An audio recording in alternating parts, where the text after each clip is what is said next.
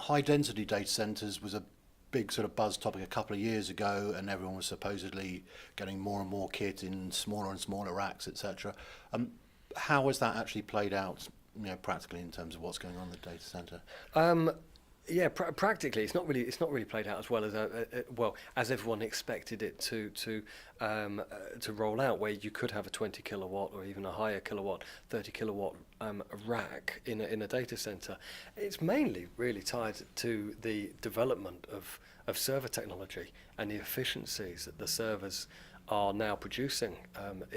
You can fill a rack from top to bottom now with very high powered equipment, and the amount of power it's drawing nowadays currently is by far what it would have been previously.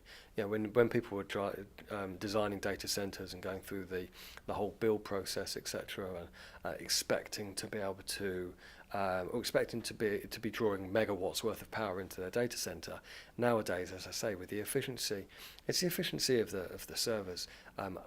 It's so far advanced now that actually they're never going to use the full capacity of power they expected to. So it's high density data centers. They are there, but then they're not drawing the power. You're getting a great deal of computing power out of them still, but they're not drawing the amount of power that they're used to. I mean, one example, for example, is we did a couple of projects with the University of Edinburgh. And the first project was to back up a supercomputer called Hector, and it was one of the fastest supercomputers in the world at the time. A phenomenal, great big thing, and it looked like a data center in itself. So many cabinets, all linked together, water cooled, etc. For the amount of for the amount of power it needed. It generated a huge amount of heat, so it was distributed via a water system within the racking system, and that was powered by very large 800 kVA UPSs in multiple module systems. Sort of big statics, not modular, but just big statics. Then the development came where they had a new data center, which was basically a new computer called Archer, which was classified as a son of Hector.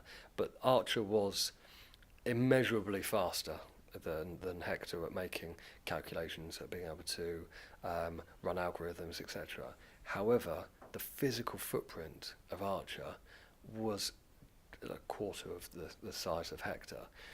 The UPS power required, the actual kilowatts drawn from the new supercomputer, were again by far reduced. We were looking at 400 kVA UPSs.